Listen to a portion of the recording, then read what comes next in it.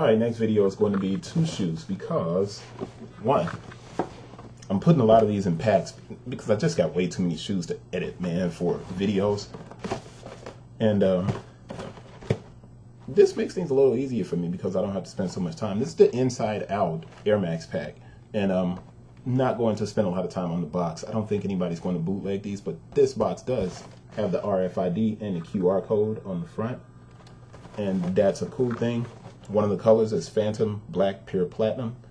Style code is 858-876-013. The second color here is Club Gold Black Pure Platinum, and that style code is 858-876-713. SRP is $130, which is obviously a premium Air Max 1. Usually the Air Max 1 is at $110. So it does have QC stickers and stamp. Most of the red boxes have the QC stickers and the stamp. I don't want to spend a lot of time on it, so I'm only going to do, I'll go ahead and read them both since I have this open in a way where I can look at both of them. So the stamp for the Phantom, which is the white color, 04-22-19-15. The QC sticker, QC26 OK.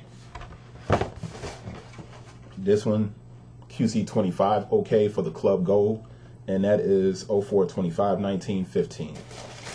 Now, I'm going to take both shoes out. I won't be taking both shoes out of the box on this video. I'm going to make this a much quicker video because I know some of you just want to see the shoe and you don't want to hear me run my mouth. And I think it's really cool to be able to look at these side by side because somebody's going to be wearing these like this in this mismatch style, right? So basically, it's as if the shoe has been completely, it's not even as if, the shoe's been completely inverted. So the materials are premium, but you get the Air Max inside out. So if you look at the tongue, the size and information is on the front of the tongue. You can also see this foam here. Now, of course, I always come back to the fact that the deconstruction of shoes and the design of shoes has taken on this kind of deconstructed quality since Virgil Abloh and trying to remember the name of the guys that did the Dunk, but I can't think of it right now. I'll come back to that maybe later. But these guys have been deconstructing shoes and taking them apart. I guess you have so many people that are customizers, and they're doing these kind of cool changes to shoes. But this is really a unique looking shoe, and you can, it looks basically like the pattern is laid over the top of the model. And it's just a great looking shoe. The idea is, once again, well executed. One of the things that I always talk about, and the Nike Air looks kind of right on here, but you'll recognize that it's reversed because of the way I'm holding it. One of the things I talk about in regard to Nike is the fact that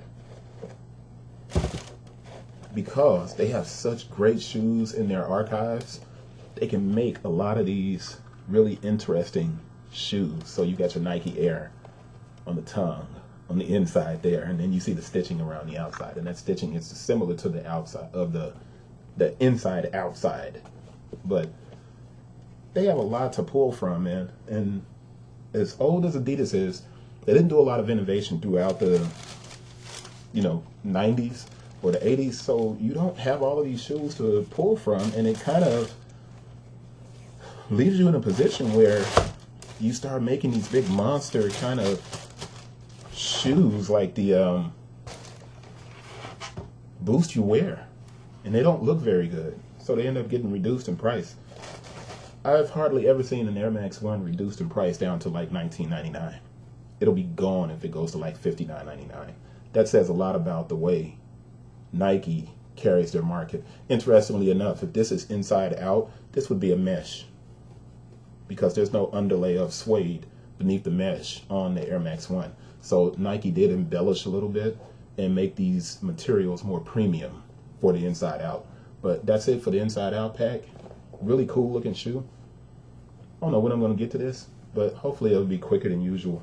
I got to start doing a lot more for editing and stuff.